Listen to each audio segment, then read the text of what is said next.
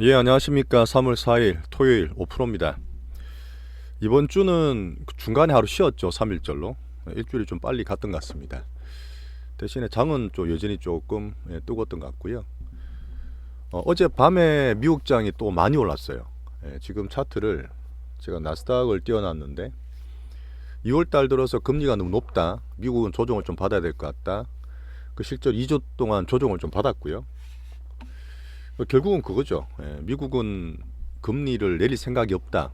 하지만 내리지 않겠냐는 개인의 기대가 좀 과도했고 금리가 계속 오르면서 증시가 결국은 좀 빠지는 그런 모습을 보여줬습니다. 올해는 제가 계속 말씀을 드리지만 미국 증시가 금리를 내릴 확률은 거의 없어요. 제가 볼 땐 그렇습니다. 만약에 경기가 정말 안 좋아져서 급락을 하면 오히려 이제 그걸 잡기 위해서 금리를 내릴 수도 있는데 미국 경제의 근간인 고용과 소비가 괜찮다 말씀드렸죠. 물론 조금씩 빠질 겁니다. 그렇게 좋아지는 게 아니라 조금씩 빠지는데 그 폭이 작다 보니까 제가 계속 연착륙 말씀드리고 증시는 고금리에 눌려서 버티는 놈, 그 다음에 안 되는 놈 하고 이렇게 차별화될 걸 말씀드리고 등락을 말씀드렸잖아요. 미국 증시 자체를. 여전히 고금리 적응 과정이고 어제 같은 케이스에 올랐던 이유는 어차피 3월 22일 날 FMC에서 저는 25bp 인상을 예상을 하고 있는데 급을 잡고 내는 거죠. 잠깐 보여드리면 이것도 제가 그냥 말씀드린 건 아니고 시장에서 연준을 계속 예측하는 데가 있어요. 제가 오늘 파월 와치 패드 와치라는 데인데 여기에서 시장의 흐름들을 다 보여줍니다. 3월 22일에도 지금 25bp 인상이 한 65%쯤 돼요. 예전에는 더 높았는데 좀 떨어졌고 50bp 인상하지 않을까라는 이렇게 흐름들로 보입니다.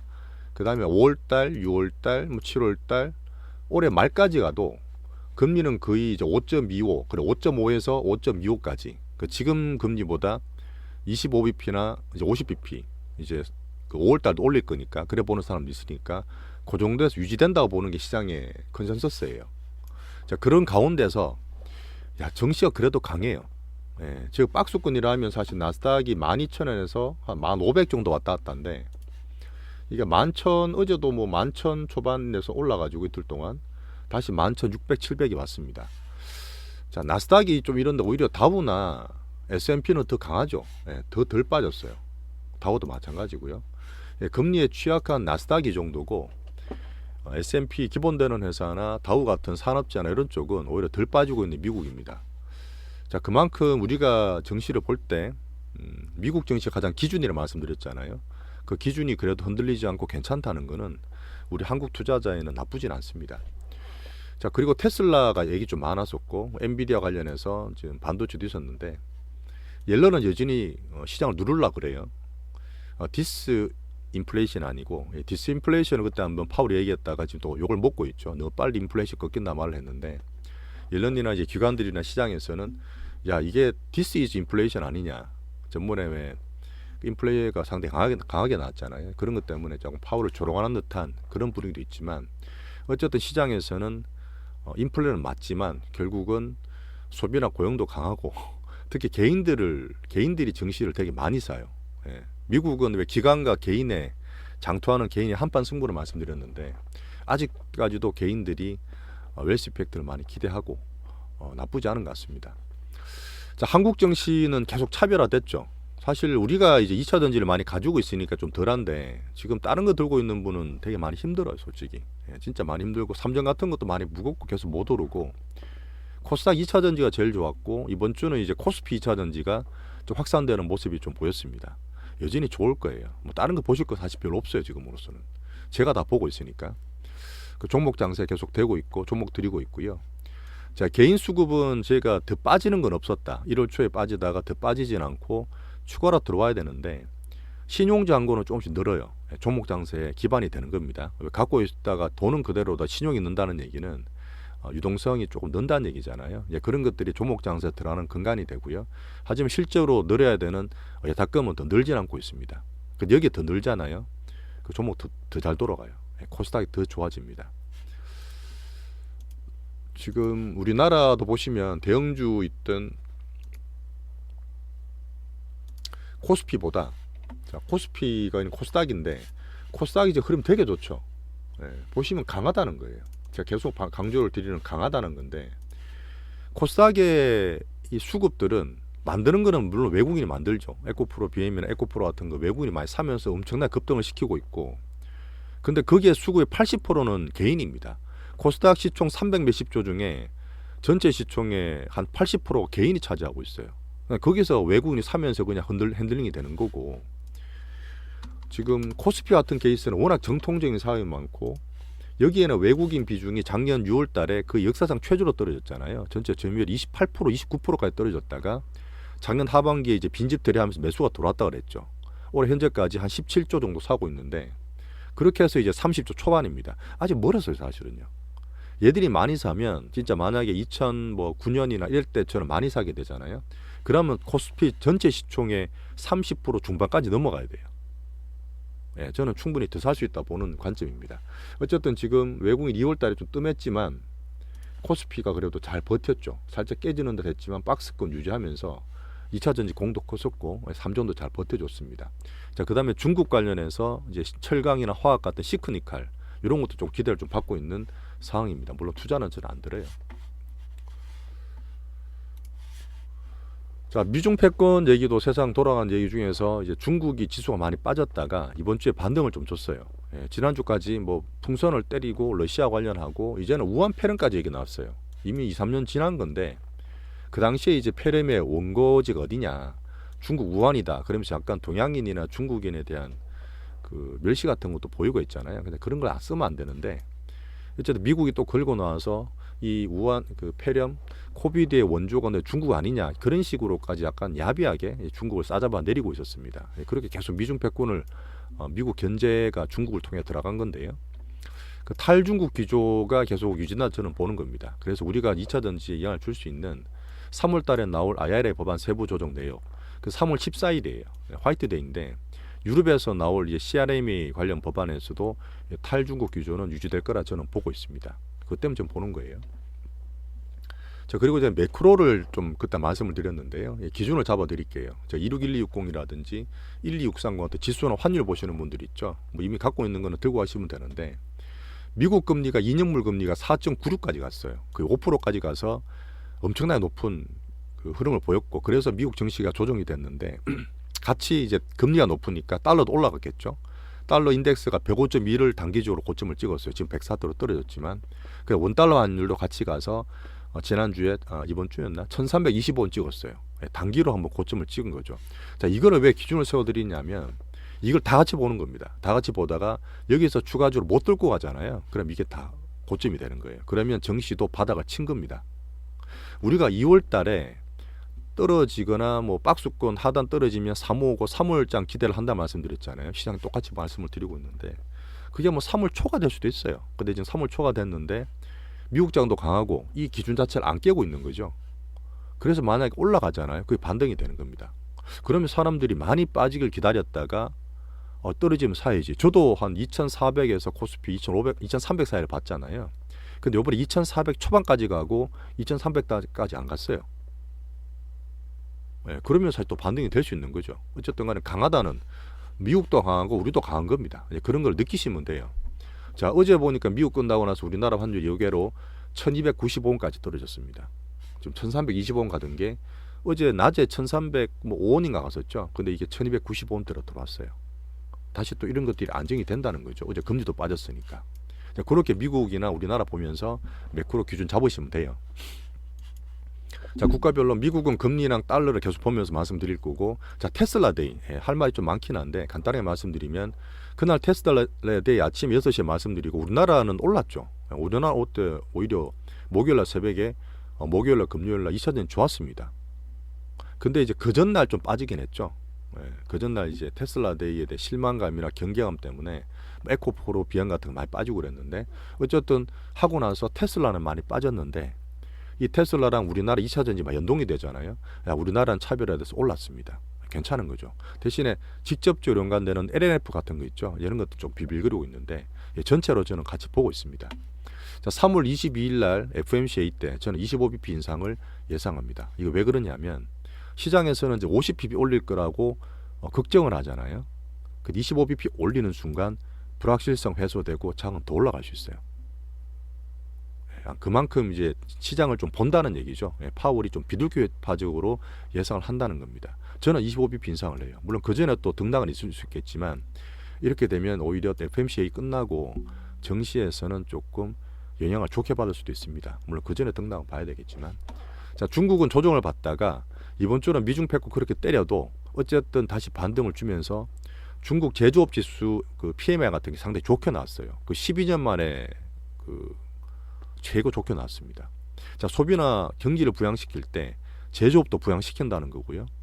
2021년 말에 그때 뭐 알리바바라든지 텐센트 다 조져놨잖아요, 공산당이. 그리고 나서 장이 2022년 내내 빠졌거든요. 저긴 자본주의에 들어와서 정시도 투자 못하고 안 될 거다 그러면서 되게 많이 빠졌는데, 작년 10월 달에 이제 시진핑이 산연임 확정을 하고 이번 3월 달 양회를 통해서 공식적으로 취임을 해요. 그 전에 미국 견제가 들어오고 있는 거고요. 이제 패권들 잡음은 있지만 PMI 같은 거를 보니까 미국 그 중국 경제 다시 살릴 수 있겠네. 자, 그리고 중국 정부에서도 공산당에서도 이제 기업들 다시 또 길을 살려줍니다. 리커창은 끝나셨잖아요. 그 리창이라는 분이 새로 왔어요. 리창. 그분도 상당히 기업에 친화적입니다. 이런 것들 봤을 때는 여전히 글로벌적으로 중국이 살아나는 거는 조합권인 우리나라한테, 물론 옛날보다는 영향력이 많이 줄어들었죠. 그래도 좋은 겁니다. 그래서 중국을 보는 거예요. 자, 이런 것 때문에 반등을 주고 우리나라도 괜찮다. 사실 미국이나 중국이 흐름이 단기적으로 괜찮잖아요. 그런데 차별화된 우리나라, 그 다음에 또 섹터별로 갖고 있는 가장 강한 2차 전지는 현재는 좋을 수밖에 없습니다. 자, 유럽이 지금 어쨌든 잘 버텼고 인플레는 여전하다고 하지만 긴축을 유지할 정도로 경기는 괜찮다 말씀드렸잖아요. 견조한 흐름 유지하고 있습니다. 자, 한국은 코스피, 코스닥, 제가 코스피 쪽으로 조금 이제 올라올 거라고 좀 보고 있는데 흐름은 좀 보여요. 하지만 코스닥이 또 빠지는 건 또 아닙니다. 코스닥도 강한데 코스피가 또 올라올라 그러는 거예요. 이런 건 좋은 거죠. 여전히 2차 전지는 대장입니다. 자, 그리고 코인계가 뭐 실버게이트가 다시 나와서 지금 따라 올라가다가 비트코인 25K까지 갔어요. 오히려 나스닥이 조정 받을 때 비트코인이 25K까지 더 올라갔는데 또 뭐 한가 터지면서 뭐 큰 건 아닌 것 같아요. 제가 판단할 때는 다시 22K 정도 왔다 갔다 하고 있습니다. 하지만 미국도 괜찮아지면 코인도 자정작용 시스템화되는 과정이니까 괜찮아질 거라 봐요. 자, 섹터 테마는 여전히 2차 전지가 가장 중심입니다. 우리 포트도 그렇고 제가 종목 드리는 것도 뭐 계속 이유만 드리잖아요, 사실은요. 근데 어쩔 수가 없어요. 시장 영향을 제가 보면서부터 드리는 거니까 시장을 따라가면 됩니다. 자, 코스피 대형주 LG 엔솔, LG 화학, 삼성 SDI, 그 다음에 포스코 케미칼까지 코스피 종목이에요. 이런 것들이 외국인 수급이라든지 테슬라 영향을 거치면서 조금 흐름이 좀 좋아졌다 봅니다. 물론 당장 테슬라가 우리나라 2차 전지와 협업을 발표하지는 않았어요. 근데 그때 말씀드렸나 모르겠는데 그 한 2시간 반, 3시간 동안의 인터뷰나 여러 가지 내용을 보면 테슬라가 독자적으로 4680 배터리를 개발 못합니다. 이미 시그널들이 많이 나오고 있어요. 자, 이번 주에 오신 LNF도 2년 동안 한 4조 정도의 수주를 받았잖아요. 테슬라에 대해 때. 그래서 많이 급등을 했었고, 그런 LG 엔솔이든 에코프로비엠에 대한 기대가 좀 사실 살아요. 왜냐하면 지금 LNF 나왔었고 그 전에 포스코 케미칼이 삼성 SDI랑 40조 규모의 양극재 수주를 했지 않습니까? 40조입니다. 4조도 아니고 40조인데 양극재가 이제 배터리 중에 가장 중요해서 그래요. 가상 기술이 크게 요하고 배터리 가격의 60% 양극재 기술입니다. 음극재나 뭐 분리막, 전해질 사실 별로 중요하지 않아요. 주식으로 봤을 때는 조금 테마로 확산되면 드릴 수는 있겠는데 어쨌든 배터리의 가장 중요한 건 양극재예요. 그 에코프로 BM, 그 다음에 그 에코프로죠. 에코프로 BM 물론 자회사지만 그다음 포스코 케미칼, LG화학에 해당되는 회사예요. 나머지는 완성형 배터리를 만드는 셀 업체죠. 자, 그 포켓도 좀 매수가 좀 들어오고 있고 이번 주 보셨겠지만 어제도 에코프로 BM에 상당히 매수가 많이 들어왔잖아요. 그래서 아마 에코프로 BM도 대규모 수주를 발표하지 않겠느냐 그런 기대감이 살면서 저는 매수가 들었다 판단합니다. 특히 외국인 매수가요. 자, 그래서 대규모 수주 소식들이 저는 상반기 때 꾸준히 나올 거라 봐요. 어제도 보시면 GM이랑 삼성 SDI 또 나왔어요. 뉴스 보시면 나올 겁니다. 자, 그래서 일선에서 있는 가장 주력 메인들은 에코프로들 코스닥에 있는 거고 그다음 코스피에 있는 것들이 서서히 지금 올라오기 때문에 여전히 우리 물리고 했던 것들 큰 것들은 작년부터 말씀드렸어요. 이쪽 종목들로 계속 포지션을 가져가시고 나머지 70에서 50% 가지고 제가 드리는 매매를 하시면 됩니다. 중소형 종목들.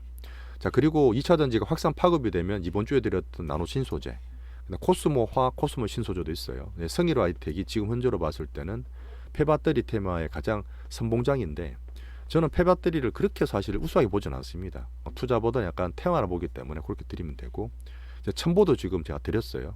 지금 바닥에서 올라오는 배터리이기 때문에 이게 사실 우리가 주력으로 하는 NCMA 같은 이제 고퀄의 배터리는 아니고, 이제 저가형 자동차에 들어갈 수 있는 LFP 배터리에 관계되는 부품 회사입니다. 하지만 LFP도 중요하긴 해요. 이제 뭐 라인업이 상당히 당하게 되면 비싼 거 싼 거 다 나올 거잖아요, 그죠? 그러다 보니까 첨보가 지금 뒷단에서 조금 매수가 들어오는 것 같습니다. 그래서 드렸고, LNF는 사실 직접적으로 테슬라랑 관계된 회사인데 제가 투자나 매매 쪽에서 드리진 않았어요. 하지만 테슬라 영향을 보기 때문에 2차전지 보는 차원에서 저는 말씀을 드리고 제가 보고 있는 종목입니다. 자, 그리고 그 외에 제가 로봇이나 AI나 반도체, 그다음 개별해서 제가 저가 뭐 저출산 관련된 말씀을 드렸는데 좀 약해지긴 했어요. 죽지는 않았습니다. 주도 우리 매매를 좀 했었죠, 이번에. 뭐 속교도 했고 매매도 했는데, 뭐 대표 종목 적어드렸으니까 참고만 하시고 제가 드린 타이밍 때 매매를 하시면 됩니다. 뭐 개별 테마다 몇 개 보일 것 같아요. 뭐 중국 관련 시크니까 라오시도 있고 한데, 뭐 그때그때 맞춰서 시장이 가는 방향에 따라서 제가 중소형주 매매는 드리도록 그렇게 하겠습니다. 자, 금주에 종목 매매했는 거 잠깐 볼게요. 일단 레인보우를 우리가 상따했어요. 레인보우를 금주 월요일 날 상따했는데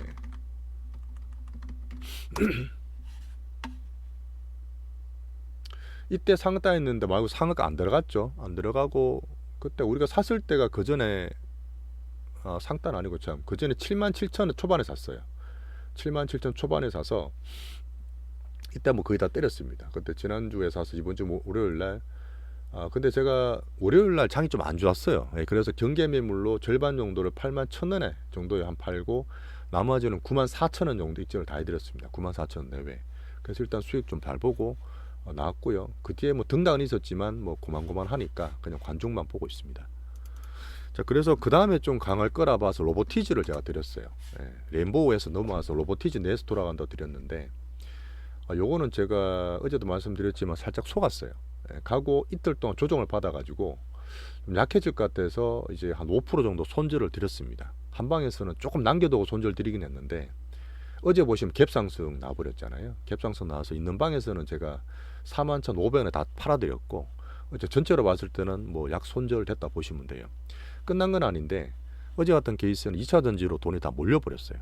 그러니까 딴 것들이 약간 그냥 꼬다는 버릇자루 쫓내다 보니까 좀 안 좋은 모습으로 끝났고, 매물들이 좀 나옵니다. 좀 약해졌어요. 그래서 이건 급하게 볼 필요는 없습니다.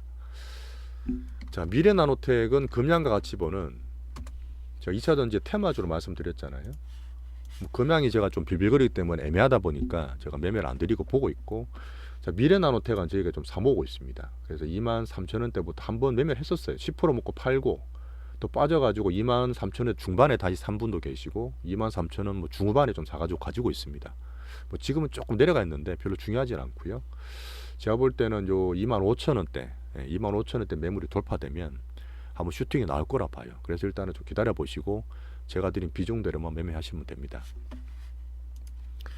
자, 금주 꿈비도 괜찮았어요. 꿈비는 개별 저출산 테마라 해서 정부에서 계속 말하다 보니까 한번 나올 것 같은데, 아가방이라든지 제로 투세방 같은 거 보지 마시고 꿈비만 보면 된다는 말씀드렸고요. 요때서 하나 했던 19,000 초중반에 샀어요. 한 2, 3일 쉬었죠. 계속 기다리고 있었고, 우리는 이때 슈팅이 나왔습니다. 슈팅이 나오고 저희는 21,500원에 팔았어요. 21,500원대 이때 팔고 왔다 갔다 하다가 더 올라가서, 어쨌든 우리는 단기로 이제 10% 익절을 잘 했고, 들어가는 건 보지 말라고 말씀드렸어요. 그리고 어제 금요일 아침에 제가 갭 상승 안 나오면 매수를 드릴 수 있다 이렇게 말씀드리고, 뭐 사실 개인적으로 제가 매매를 하다가 딴 걸 하다가 로보티즈 사실 팔다가 딴 분방에 못 들였어요. 그래서 뭐 장중에 뭐 10몇 프로 올라서 한 10% 정도 팔 수 있는 기회였는데 전체로 제가 방에 들이지 못했습니다. 이건 제가 좀 죄송하고요. 어쨌든 이것도 단기로는 끝났기 때문에 뭐 쉽게 가져가지 마시기 바랍니다. 뭐 단기 테마들은 계속 나와요. 개별 테마 나오니까 또 드리겠습니다. 나노 신소재도 이제 2차 전지에서 약간 확산되고 있는 주요 소재 테마인데요. 저희가 이제 우리가 13만원 중반에도 들고 있습니다. 왔다 갔다 할 때 잘 견뎠고 지금 계속 올라가서 10몇 프로 수익 나는 상태인데, 이것도 올라가면 또 매도를 드릴게요. 물론 그 사이에 중간에 제가 또 9% 한번 익절을 한 적이 있어요. 한 딴 방에는 9% 익절도 하고 다시 사드린 데도 있는데 어쨌든 계속 들고 있으면 됩니다. 첨보는 사실 되게 무거웠어요. 2차전지 핵심은 아니고 저코린 LFP 배터리에 들어간 부품 회사다 보니까 실적도 괜찮고 한데 조금 이제 관심도가 좀 늦었던 거죠. 근데 지금 테슬라도 그렇고 저가 모델에 저는 나온다 봐요. 왜냐하면 라인업이 자동차에 다 있듯이 비싼 것도 있지만 싼 것도 있고 뭐 효율성을 덜 따지는 에너지 밀도를 덜 따지는 것도 있습니다. 그러다 보니까 어제 외국인들이 매수가 많이 들어왔어요. 수급이 좀 들어와서 제가 매수를 드렸고 26만 원래는 4,100배 원에 드렸어요. 늦게 사신 분 계셔서 뭐 26만 중반이라 보시면 되는데 올라갔다 빠졌던 얘기는 이 과거에 물린 것들이 있어요. 과거에 예전에 물린 분들이 자꾸 파는 거예요. 이제 본전 왔다 팔면은 매물을 맞는 겁니다. 하지만 이제 매수가 세게 들어왔기 때문에 좀 출렁거리면서 저는 올라갈 수 있다고 보고 있습니다. 가지고 계시면 돼요. 자, 어제 한번 언급을 한번 드리고 넘어갈게. 에코프로 BM이에요. 어제 사실 이게 과하게 많이 올랐어요. 그래서 어제 보면 외국인이 78만 주 샀습니다. 개인은 79만 주를 팔았고요. 78만 주를 사서 들어왔는데 어제 아마 개인분들 중에 좀 사셨던 분 중에 우리 거 말고 우리는 다 들고 있으니까 한 30-40% 난 것도 많아요. 파신 분이 계실 텐데 그러시면 안 돼요. 어제 저도 단기로는 조금 과하다 싶어서 그런 모습은 봤지만 큰 추세로 봤을 때 팔 필요가 전혀 없습니다. 이게 이제 메인으로 올라가는 거예요. 제가 조금 이따가 대형주 장세를 한번 예를 들어 말씀을 드릴 텐데 이런 것들이 이제 사실 바닥에서 따블 올랐죠. 올해 많이 간다 해서 뭐 한 9만 원, 10만 원대에서 이제 따블이 났어요. 이런 것도 3배, 4배 갈 수 있습니다. 중기로 계속 갈 수 있어요. 물론 지금 팔았다가 빠지면 또 사지 이런 분들 계시겠지만 그런 단기로 제가 봐드릴게요. 하지만 중기로 가는 것들은 밑에 우리 단가 밑에 있잖아요. 뭐 14만 원대 이렇게 있으면 팔 필요가 없어요. 단기랑 중기를 나눠 가시고 잘 가는 것들은 굳이 급하게 파실 필요가 없습니다. 자, 그리고 요 하나 말씀을 드릴 게 2차 전지가 너무 오르죠. 2차 전지 특히 코스닥이 지금 뭐 에코프로 같은 거나 에코프로 BM도 지금 시작을 하고 뭐 더블 뭐 150%씩 나고 하는데 자, 너무 오른다. 코스닥 이거 너무 과열 아니냐 이런 분들이 계실 거예요. 제가 매매랑 투자를 항상 가려서 보라고 말씀을 드리는데 그냥 이건 대장주예요. 시장은 작년 하반기부터 시그널 줬고 올해 초부터 나 대장이야 하고 가는 겁니다. 그럼 대장을 왜 팔아요? 시장이 이제 나쁩니까? 경기는 나쁘죠. 당연히 경기는 나쁘지만 미국, 중국, 유럽, 우리나라 수급 추세 다 보면서 그 중에서 찍어서 차별화돼서 가장 잘 가는 게 나다가 오르는데 굳이 팔 필요가 없죠. 자, 그래서 과거에 대형주 장세를 제가 언제더라? 한 달 전인가 동영상 찍어 놓은 것도 있어요. 거기도 제가 말씀을 드렸는데 그 대형주 장세를 한번 보시려고 그러면 그 영상 보셔도 되고요. 2016년에 그런 적이 있었어요. 2016년에 어떤 일이 있었냐면 그때 장은 되게 안 좋았습니다. 2016년도 장. 이것도 한번 보여드릴게요. 이게 시장은 항상 돌고 돌아요. 그런 패턴이 반복되기 때문에 제가 과거 경험을 말씀드리는 거로 인스타이트를 찾는 겁니다. 이때였죠. 자, 2015년도에 장이 안 좋았어요. 그때 이제 중국이 후광통 오픈을 하면서 코스닥이 되게 많이 올랐습니다. 그때 에스테틱이나 화장품 같은 게 아모레 같은 것들이 몇 배씩 오르고 그랬어요. 근데 코스피는 생각보다 덜 올랐었고요. 2015년 하반기 때 뭐가 터졌느냐? 메르스. 그 다음에 중국이 우리나라 빠져나가면서 한알령 시작. 면세 관련해서 엄청나게 했는데 그 다 박살났어요. 면세 좀 안 돼가지고. 자, 그리고 그리스 위기 또 터졌습니다. 유럽 위기 또 터졌어요. 자, 코스닥은 더 박살났지만 코스피도 2200 정도? 그때 2200? 2000 넘었을 때인데 그러다가 얼마까지 빠졌냐면 1800까지 빠져요. 이때 박살이 났죠. 이때도 소폭으로 엄청나게 크게 손실을 많이 봤습니다. 자, 그 2016년이 왔어요. 별거 없었습니다. 자, 장이 빌빌거렸죠. 2016년 보시면 2800에서 한 2000 사이 10% 정도 왔다 갔다 했어요. 이 장세 때 되게 안 좋았는데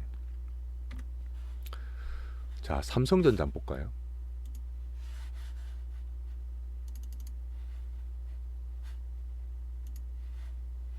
자, 요때죠.